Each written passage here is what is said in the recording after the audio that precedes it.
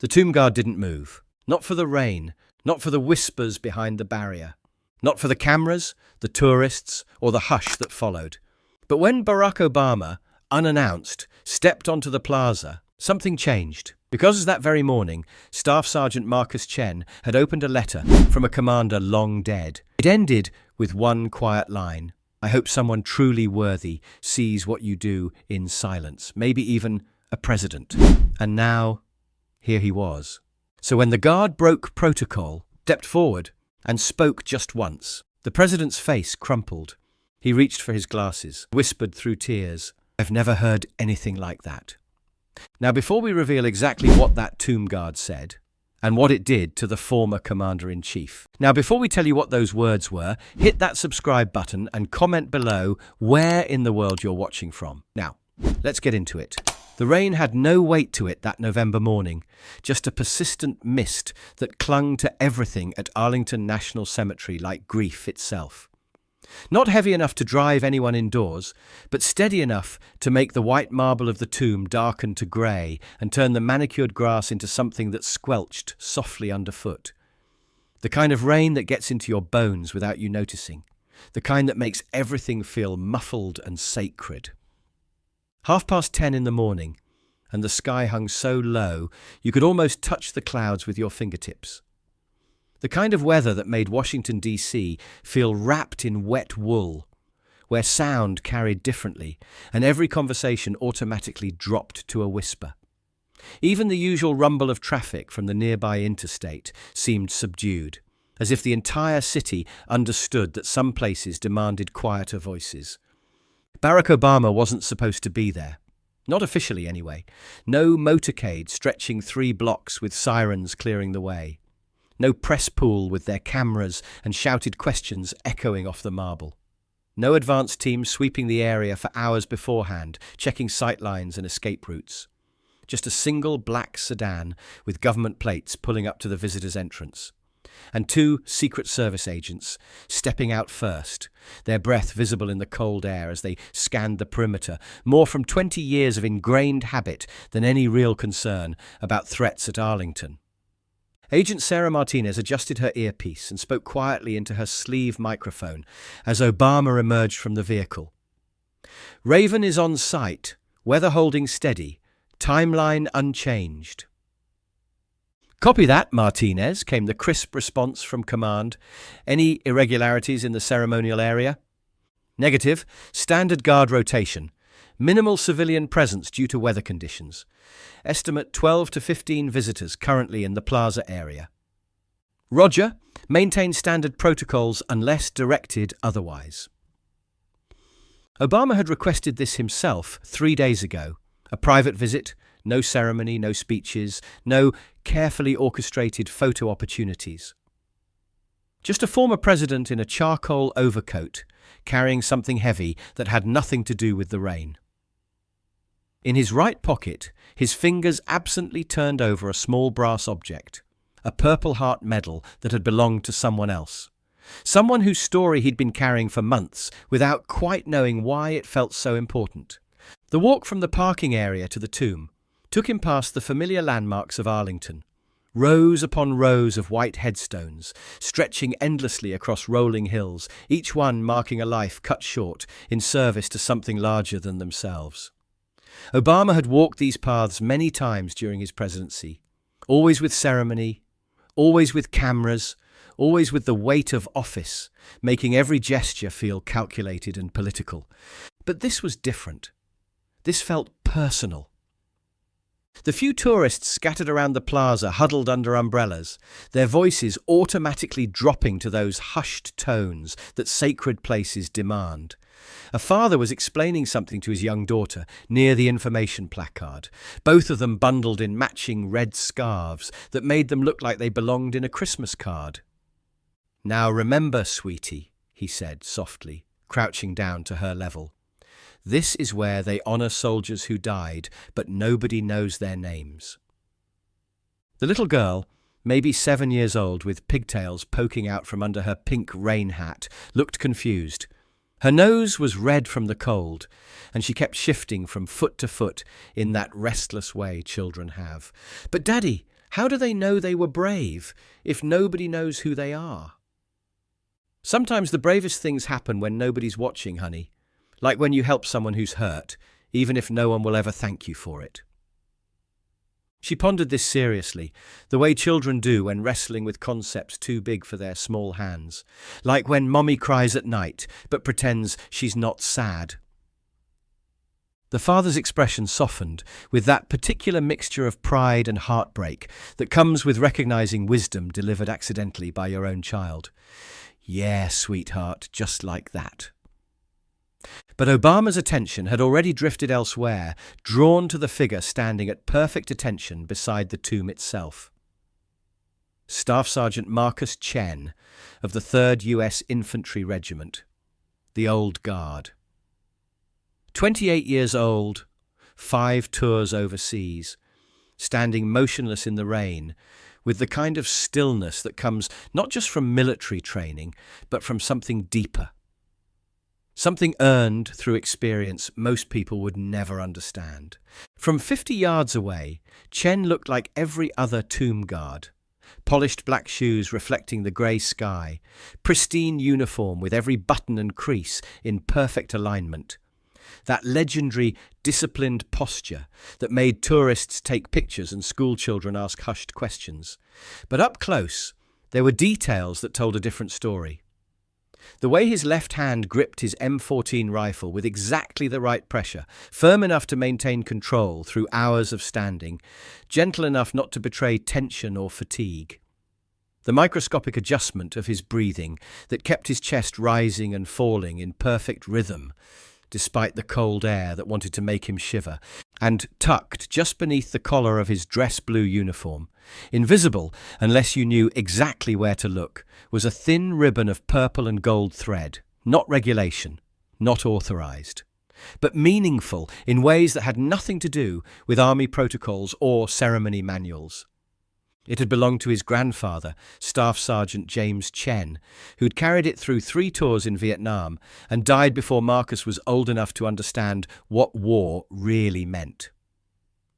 Staff Sergeant Marcus Chen hadn't always been destined for the tomb. 3 years earlier, he'd been lying in a hospital bed at Walter Reed, staring at a ceiling tile with a water stain that looked vaguely like the map of Afghanistan, the same country where he'd left part of himself buried in the dust outside a forward operating base near Kandahar. Shrapnel in his left leg, courtesy of an IED that had turned an armoured vehicle into twisted metal and sent 3 soldiers to the hospital and 1 to a flag-draped coffin. The doctors said he'd walk again, probably even run, but his deployment days were over. His war was finished. Lucky to be alive, they kept telling him, checking charts and adjusting IV lines with practiced efficiency. Lucky the blast threw you clear instead of crushing you underneath. But Chen didn't feel lucky. He felt unfinished, like he'd left something important behind in that desert dust, and couldn't quite remember what it was. The physical therapy helped his leg heal, but it didn't touch the restlessness that kept him awake at night, the feeling that his real work wasn't done yet. That's when the letter arrived, not from the army, not from his family back in California. From an Afghan interpreter named Ammar Hassan, a man Chen had pulled from a burning vehicle 2 months before his own injury. A man he'd carried 800 yards under sniper fire to the evacuation zone, whispering stupid jokes the entire way to keep him conscious and focused on something other than the blood and the pain. "You probably don't remember me," the letter began in careful, handwritten English that showed hours of practice with each word. "But you saved my life on Highway 1. You told me terrible jokes about American television while carrying me to safety. You made me laugh while I was bleeding, which I did not think was possible." Chen remembered. He remembered everything about that day. The acrid smell of burning diesel fuel mixed with desert dust, the weight of Ammar across his shoulders, the way the man's breathing had grown shallow and irregular, the stupid joke about reality TV shows that had actually made the wounded interpreter chuckle despite 3 broken ribs and a dislocated shoulder. "I am writing to tell you," the letter continued, "that I am now living in Virginia with my family. My daughter started school last month at Arlington Elementary. She is learning to read English. Every day, when she struggles with difficult words, I tell her about the American soldier who carried me to safety while making jokes. I tell her that courage is not about being unafraid. Courage is about carrying others when they cannot carry themselves. The letter had ended with an address in Arlington, Virginia, just 15 minutes from the cemetery. If you are ever in the area, Amar had written, please come for dinner. My wife makes excellent Kabuli palau, and my daughter would like to meet the soldier who taught her father to laugh again. Chen had never gone to that dinner, not because he didn't want to. The invitation had touched something deep in his chest that he couldn't quite name, but because some connections felt too sacred to risk with the messiness of real life, too perfect to chance spoiling with awkward conversation, and the inevitable discovery that heroes are just people who happen to be in the right place when someone needed help. Instead, he'd applied for the most demanding posting in the army, tomb guard at Arlington National Cemetery, a place where carrying weight in silence was not just expected, but honoured, where the discipline he'd learned in Afghanistan could serve a purpose that felt worthy of what he'd been through. The selection process had been brutal. Months of training, memorizing the intricate steps of the changing of the guard, learning to stand motionless for hours, regardless of weather, mastering the rifle manual that required movements precise to the inch. But more than the physical demands, there was something else required, a kind of spiritual discipline that couldn't be taught, only discovered. You had to understand that the silence wasn't empty, it was full. Full of every story you carried, every person you remembered, every promise you kept. Now, standing in the November rain as the former President of the United States approached the marble tomb, Chen felt the weight of that ribbon against his collar and remembered why he'd chosen this duty. It wasn't about the ceremony or the honour or the perfect uniform that tourists photographed. It was about standing watch for those who couldn't stand for themselves, about carrying their stories in silence so they wouldn't be forgotten. Obama moved across the plaza with the measured pace of someone who understood sacred ground. Not the careful choreography of a state visit with its predetermined routes and timed movements, but the natural reverence of a man who'd spent 8 years signing letters to families of the fallen, who'd stood in Dover Air Force Base, receiving the flag-draped coffins of soldiers he'd sent into harm's way. His security detail maintained their distance, Agent Martinez and Agent Johnson, positioning themselves close enough to respond to any threat, far enough to respect the solemnity of the moment. They'd worked with Obama long enough to recognize when he needed space to be human, rather than presidential. Behind the rope barriers, the small crowd had grown slightly as word spread through the cemetery in the way news travels in quiet places. A groundskeeper in a rain-soaked jacket had paused his work with the leaf blower to watch, understanding that he was witnessing something unscheduled and therefore potentially important. A young mother pushed her stroller closer, her infant son sleeping peacefully despite the historical moment unfolding nearby, wrapped in a blue blanket that matched the overcast sky. 2 elderly veterans in matching VFW caps stood at attention without anyone asking them to, their arthritic hands steady at their sides despite the cold rain running down their faces. Both wore Korea War veteran pins on their rain jackets, and both understood instinctively that they were watching something that mattered. "Is that really him?" one whispered to the other, his voice carrying the particular reverence that comes with recognizing greatness in ordinary moments. "Sure looks like it. What's he doing here, you think?" "Same thing we all do here, I reckon, paying respects to people who can't accept them anymore." The older veteran nodded slowly, rainwater dripping from the brim of his cap. Some debts don't get paid with words. Obama reached the tomb and stopped 3 feet from the marble, close enough to read the inscription carved in simple, dignified letters, far enough to show respect for the space and the guard who protected it. He removed his gloves, despite the cold, tucking them carefully into his coat pocket. The Purple Heart medal in his other pocket pressed against his palm, a tangible reminder of the story that had brought him here through the rain and the weight of his own memories. It had belonged to Private First Class David Kim, a 20-year-old medic from Oakland who died saving 3 wounded soldiers during a Taliban ambush in 2012. Kim's mother, Mrs. Linda Kim, had given it to Obama during a Gold Star Families event 2 months ago. Not ceremonially, not in front of cameras, but in a quiet moment after the formal proceedings when the families had been invited to speak personally with the former president. She'd been standing apart from the others, holding a small gift box wrapped in tissue paper, tears streaming down her face, but her composure intact in the way that comes from years of practice, holding grief in public spaces. "Mr. President," she'd said quietly, her voice steady despite the emotion, "I have something that belonged to my son. Something I think he would have wanted you to have." Obama had tried to deflect gently. He'd received many such gifts over the years, and while each one was precious, accepting them felt like taking something that should stay with the families. But Mrs. Kim had insisted, pressing the small box into his hands with a firmness that suggested this wasn't a gesture, but a mission. "He used to write letters to his little sister," she'd whispered, tears streaming down her face, but her voice never wavering. "Told her that the soldiers at Arlington weren't really unknown. Told her their families knew exactly who they were, and that was enough. He said someday he wanted to stand guard there himself, to watch over them." She'd paused, looking down at the box in Obama's hands. David died doing what he always did, taking care of other people, but he never got the chance to keep that promise to stand guard. I was hoping maybe you could take this to Arlington for him. Let him stand watch one more time."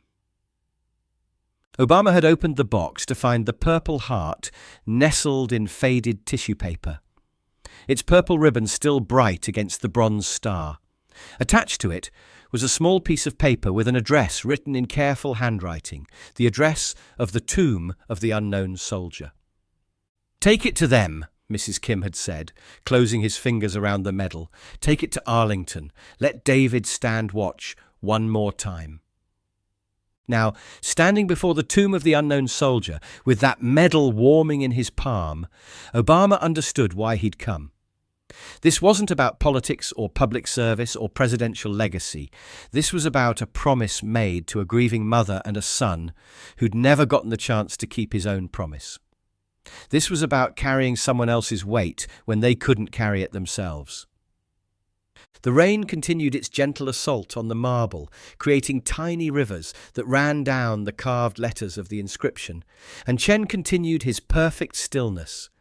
And for several minutes, the only sound was the soft whisper of water against stone, and the distant hum of traffic beyond the cemetery walls. Obama bowed his head and closed his eyes, feeling the weight of 8 years' worth of letters to families, of state dinners interrupted by casualty reports, of sleepless nights wondering if the decisions he'd made were worth the lives they'd cost. But more than that, he felt the particular weight of this moment, standing in the rain with a dead soldier's medal in his pocket, trying to figure out how to honor a promise to a mother whose son would never come home. That's when Staff Sergeant Marcus Chen did something he'd never done in 4 years of standing guard at the tomb. He moved. Not much. Just a single step forward, breaking the invisible boundary that separated ceremony from human connection. But in the rigid world of tomb guard protocol, where every movement was choreographed and every deviation was a breach of sacred duty, it might as well have been an earthquake. Gasps rippled through the small crowd. Phones started to rise instinctively, though their owners seemed uncertain whether they should be recording or simply witnessing. The mother with the stroller took a sharp breath, and the baby stirred briefly in his blanket. The groundskeeper straightened up completely, his leaf blower forgotten in his hands. Agent Martinez stiffened, her hand moving reflexively toward her jacket where her service weapon rested. But Obama raised a subtle hand signal that meant "stand down" in the language that Secret Service agents understood without words. Chen's voice was quiet, just loud enough to carry across the 3 feet separating them, but carefully modulated so as not to disturb the sacred atmosphere that surrounded the tomb like an invisible wall. "Sir?" Obama looked up, rain droplets clinging to his eyelashes, and found himself face to face with the guard. Up close, he could see details invisible from a distance. The precise knot of Chen's tie, the mirror shine of his shoes, despite the wet weather, the way his breath formed small clouds in the cold air. And something else, something in his eyes that suggested this wasn't just a breach of protocol, but something more important, something that had been building pressure like water behind a dam until it couldn't be contained anymore. "Yes?" Obama said simply, his voice carrying the same quiet respect he'd learned to use in hospitals and funeral homes. Chen's throat moved as he swallowed once, the only sign of nervousness in an otherwise perfectly composed figure. The rain had begun to collect on the brim of his cap, creating a small waterfall that ran down past his left ear, but he didn't move to wipe it away. "Permission to speak, sir?" This was unprecedented. Tomb guards don't speak to visitors. Ever. Not to dignitaries, not to family members of the fallen, not to presidents or prime ministers, or anyone else who might approach the sacred ground. The silence is part of the sacred duty, part of what makes the vigil so powerful and meaningful. Breaking it was more than a violation of protocol. It was a betrayal of everything the post represented. But something in Chen's bearing, the respectful urgency, the careful control, the sense that whatever he had to say had been weighing on him like a physical burden, made Obama nod without hesitation. Of course. Chen's eyes never left Obama's face as he spoke, his voice steady despite the magnitude of what he was about to share. "This morning, sir, I received something, a letter that's been waiting for me for 3 months." Obama remained perfectly still, listening with the focused attention he'd once brought to classified briefings and crisis meetings, the kind of attention that made people feel heard rather than simply processed. "It was from my former commanding officer, Colonel Alan McBride. He passed away in March from cancer, but he left instructions for this letter to be delivered to me today, only today." The rain seemed to lighten slightly, as if the sky itself was leaning in to listen to what came next. Colonel McBride wrote about something that happened in Afghanistan, something I did during a convoy operation outside Kandahar. We were extracting from a forward operating base when an IED hit one of our vehicles. There was a local interpreter in the wreckage, a man named Ammar Hassan, who'd been working with our unit for 8 months. Obama's eyebrows rose slightly, but he remained silent, understanding that this story needed to unfold in its own time. The vehicle was burning, and there was scattered sniper fire from a ridgeline about 600 meters out. The rest of the convoy had to keep moving. Staying put would have put everyone at risk. But Ammar was trapped, conscious but bleeding badly from shrapnel wounds. Chen paused, and for a moment the only sound was the rain against marble and the distant rumble of aircraft from Reagan National. "I went back for him," Chen continued, "carried him 800 yards to the extraction point while the medics worked on him, 800 yards under fire, talking to him the whole way to keep him conscious. Telling him stupid jokes about American television shows because it was the only thing I could think of that might make him focus on something other than the pain." A child's voice piped up from the crowd, the little girl with pigtails who'd been asking about bravery. "Daddy, why is the soldier talking?" Her father hushed her gently, but not unkindly. "Because sometimes, sweetheart, silence needs to find its voice." Chen took a breath and continued, his voice carrying across the plaza like a prayer. "I never thought anyone noticed. It wasn't heroic. It was just what you do. You don't leave people behind, especially people who've been helping you survive. But Colonel McBride saw it. He was in the command vehicle, watching through binoculars." The words hung in the air between them, heavy with meaning and memory. In his letter, he wrote that he'd been carrying that memory for years, that he'd watched me risk my life for someone most people would consider expendable, and that it had changed how he thought about courage, about what it means to serve.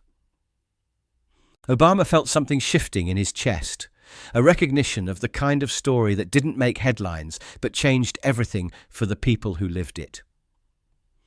"But the last part of the letter," Chen said, his voice dropping to barely above a whisper, "that's what I can't stop thinking about." Colonel McBride wrote that he hoped someday someone truly worthy would witness what it means to serve in silence, what it means to carry others when they can't carry themselves. Someone who would understand that the silence isn't empty, it's full of every person we remember, every promise we keep. Chen's eyes never wavered from Obama's face. "And then," he said, "you showed up. Today, unannounced, unscheduled, in the rain. As if the letter was a prophecy, and this moment was its fulfillment." The elderly veterans behind the rope barrier had removed their VFW caps, holding them over their hearts. The groundskeeper had stopped pretending to work and was openly watching now, his equipment silent in his hands.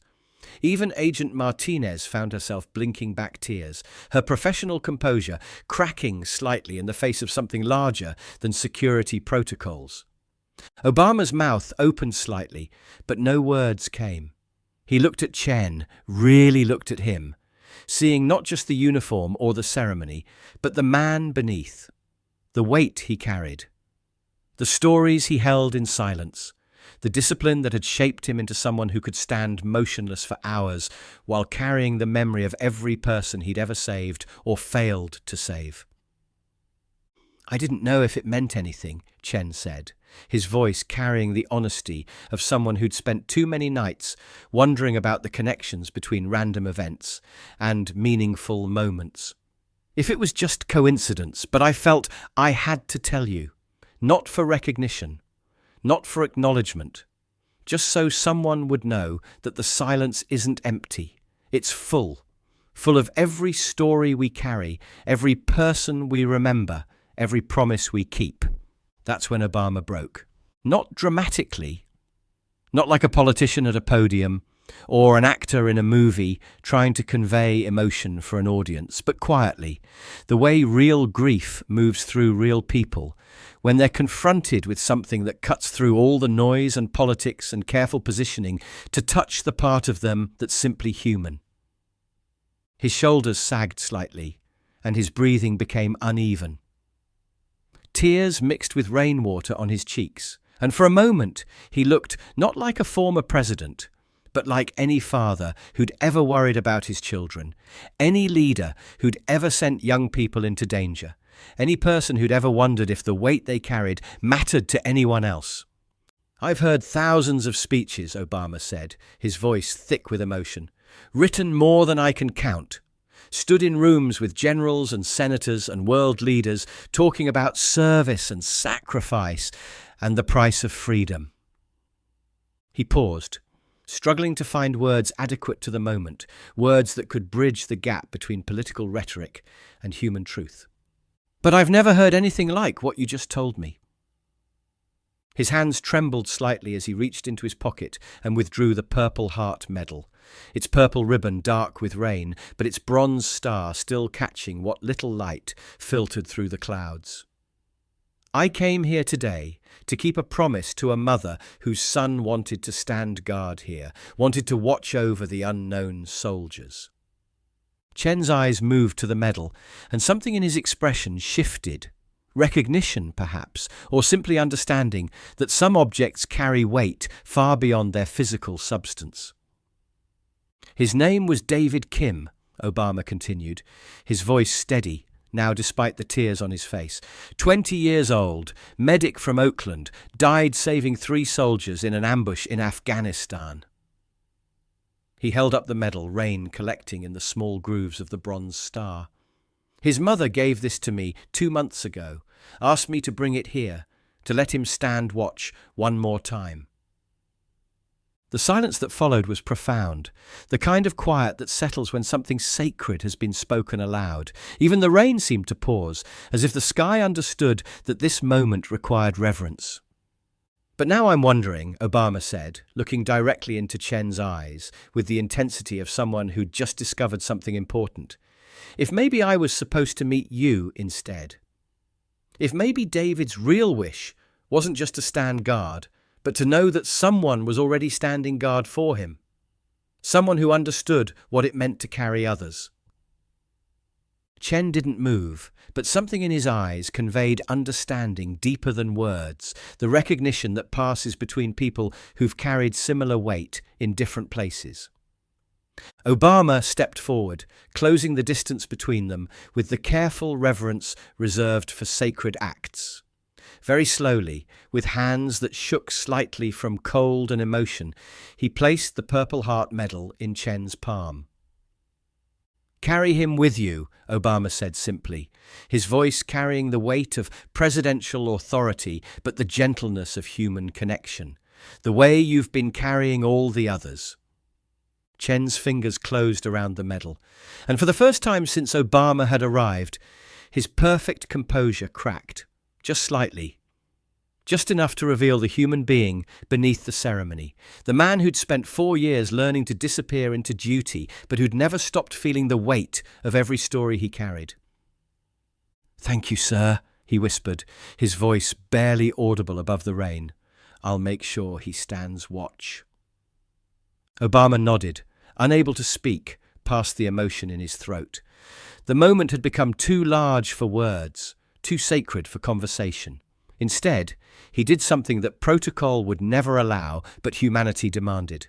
He extended his hand, not for a photo opportunity, not for politics or cameras or the careful choreography of public relations, but for connection between two men who understood what it meant to carry others when they couldn't carry themselves.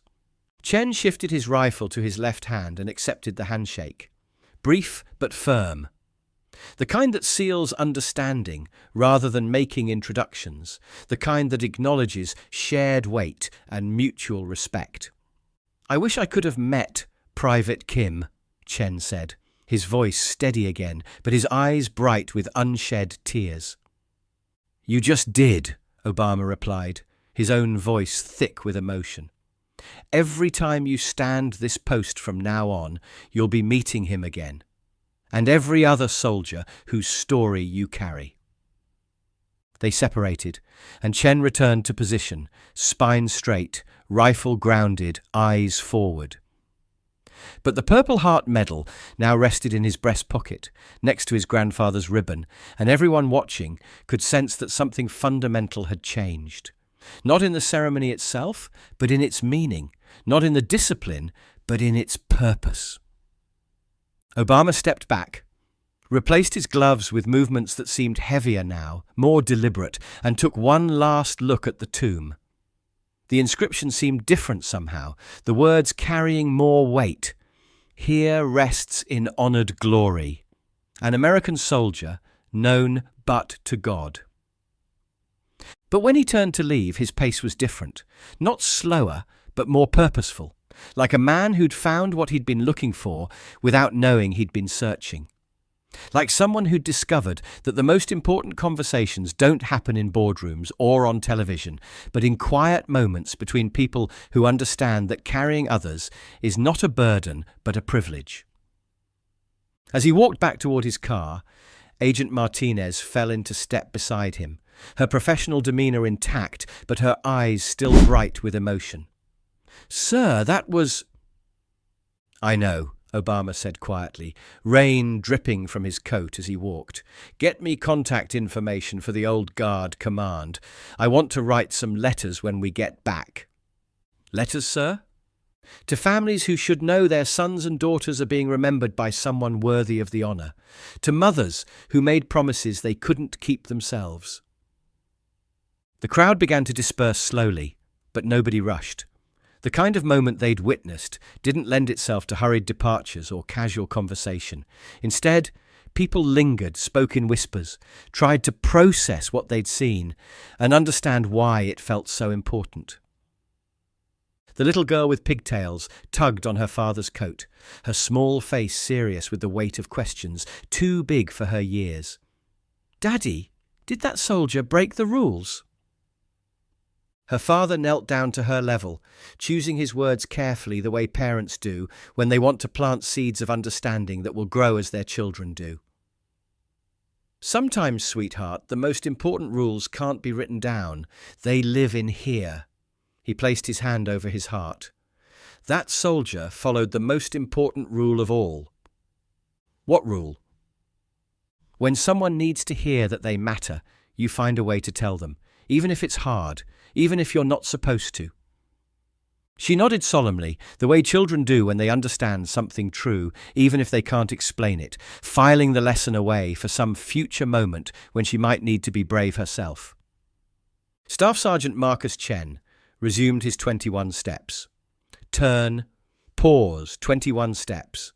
The same rhythm he'd maintained for 4 years, the same discipline that had earned him this sacred posting, the same silent vigil that had become not just his duty, but his identity.